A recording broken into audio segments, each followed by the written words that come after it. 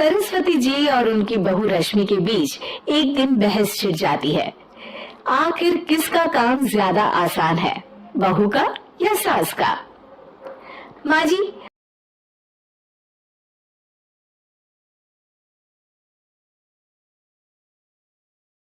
जो मुझे करना पड़ता है ना वो तुझे करना पड़े तो समझ आएगा कि असली काम का पहाड़ कैसा होता है।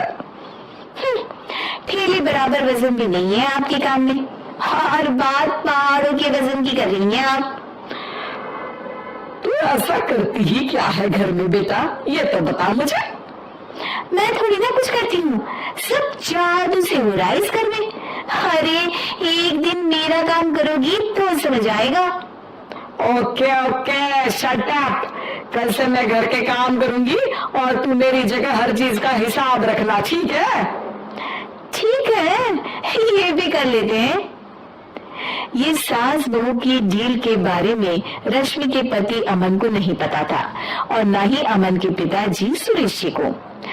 पर गेहूं के साथ साथ जैसे घुन भी पिस जाता है, ये दोनों भी पिसने वाले थे। सुबह अमन उठकर रेडी होता है ऑफिस जाने के लिए, तो पता है उसके कपड़े नहीं निकले हुए हैं।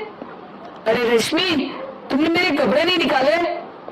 अपनी माँ से पूछो ना, उन्हीं का काम है ये।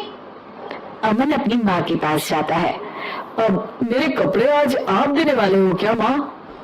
हाँ, देना तो मुझे ही चाहिए, पर तेरी बहू ने कपड़े धोने ही नहीं डाले तो कोई भी धुला हुआ कपड़ा नहीं है बेटा। है ऐसा क्यों? कपड़े तो धोने आप ही देते हो ना माँ? अरे बहू ने तुझे बताया नहीं, अब हम अदल बदल गए हैं, मैं अब बहू और तेरी बीवी सास। अमन परेशान हो गया। वो बिना इस्त्री के कपड़े पहनकर ऑफिस चला गया। सरस्वती जी अपने घुटने के दर्द के कारण झुककर घर साफ नहीं कर पा रही थी और ना ही खाना बनाना याद रख पाई। उधर रश्मि पहले ही दिन घर की चाबी घुमा चुकी थी और 300 रुपए का हिसाब अलग नहीं मिल रहा था। पर दोनों का ही घमंड कैलाश पर्वत से भी बड़ा था और दोनों ही खेमे एक दूसरे की बात मानने को बिल्कुल तैयार नहीं थे। शाम को जब सुरेश जी और अमन खाना खाने बैठते हैं तो सरस्वती जी उनके सामने गाजर और पपीते लाकर रख देती हैं। अरे माँ, ये क्या है? ख्याली पुलाव के साथ सलाद। माँ जी खाना बनाना भूल गई लगता है। अरे एक एक चमन्नी का हिसाब है मेरे पास, खाना बनाना कैसे भूल जाऊंगी? ये तो मैंने पढ़ा था कि फल और फ्रूट खाने से सेहत अच्छी रहती है, इसीलिए ये ले एक फल खा ले। रात को सुरेश जी और अमन अपनी मीटिंग बिठाते हैं अकेले में। बाबूजी, इनकी लड़ाई के कारण ना हमें ठीक से खाना मिल रहा है, उल्टा घर के सारे काम रुक गए हैं। हाँ बेटा, 2 भैंसों की लड़ाई में बेचारे खेत के पौधों का भी नुकसान हो रहा है। पर पापा क्या बताऊं आपको, मैंने माँ को इस महीने की 2 तारीख को बिजली के बिल के पैसे दिए थे। आज बिल भरने के लिए मांगने गया तो पता चला कि रश्मि उन पैसों से गैस सिलेंडर ले आई। अच्छा, तो सिलेंडर के पैसों का क्या हुआ?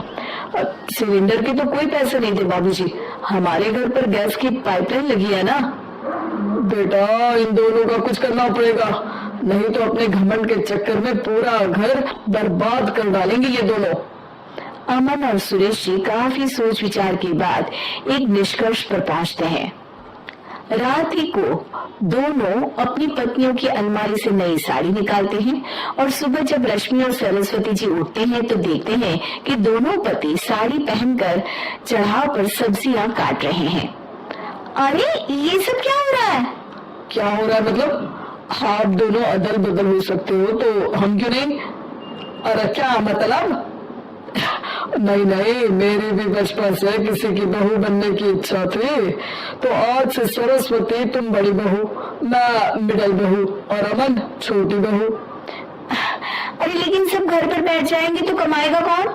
ये घर कैसे चलेगा? अब वो तो भैया या बाकी लोग जाने, अब हमने भी अदल बदल कर ही लिया है तो कुछ नहीं हो सकता।